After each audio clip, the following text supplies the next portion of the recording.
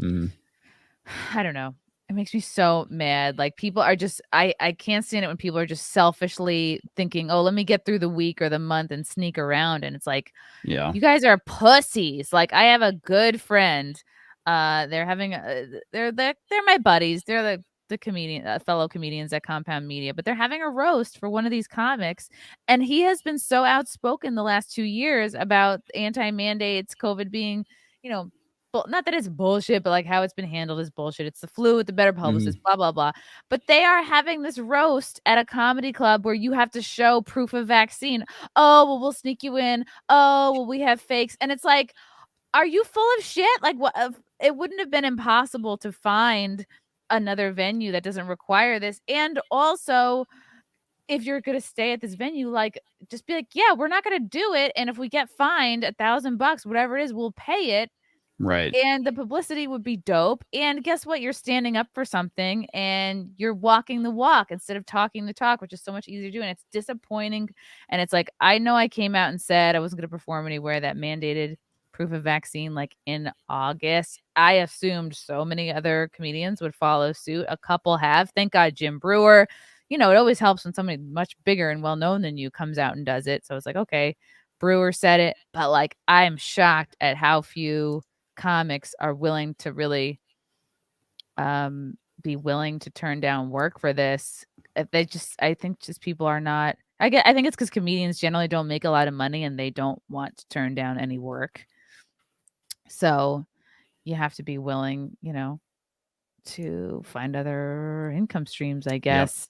Yep. Yeah, definitely. I think that goes for a lot of us too. I mean, that's the thing that is so scary about this is that, you know, it's going to wake a lot of people up when they start coming for your income when you're unvaccinated. The idea of mandating stuff where you lose your job, that's the thing I find rather frightening. And I can't believe that there's so many people who are on board with this, use authoritarian measures to do that. And it's like, you know, fuck your liberty, fuck your freedoms. And it's like, I don't get that. It's like, you realize that this is going to impact you in the long run, right? I mean, it's like, you are letting the government dictate what you can and cannot do with your body. How does that play into abortion later on in the future? If, you know, some very, very conservative people get into power, it's like you are setting very dangerous precedents that you think are not going to affect you. And then when you start crying about it in the future, when it starts happening, it's going to be like, you fucking voted for this shit. You supported this shit.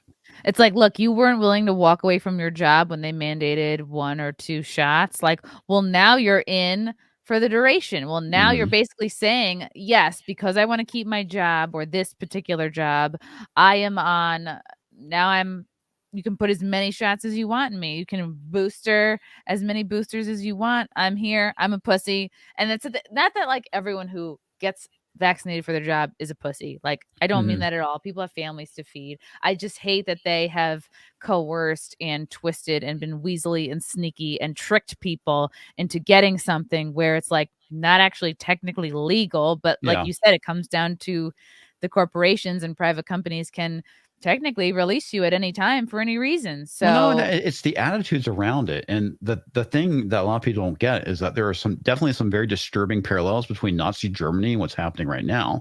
And of course, you know, people were calling Trump a fascist and Hitler. And it's like, but he wasn't pushing for vaccine mandates. Yeah. And you know what you know that if he did, you know, the people that are for the mandates would be fucking flipping their shit.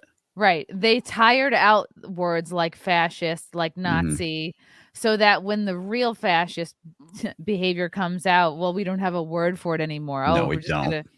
This is just what's happening. This is being progressive. This is evolving. This is for your health, for your safety. It's like, because Trump, that's the fascist. That's what we got everybody to understand. That's the bad guy right there.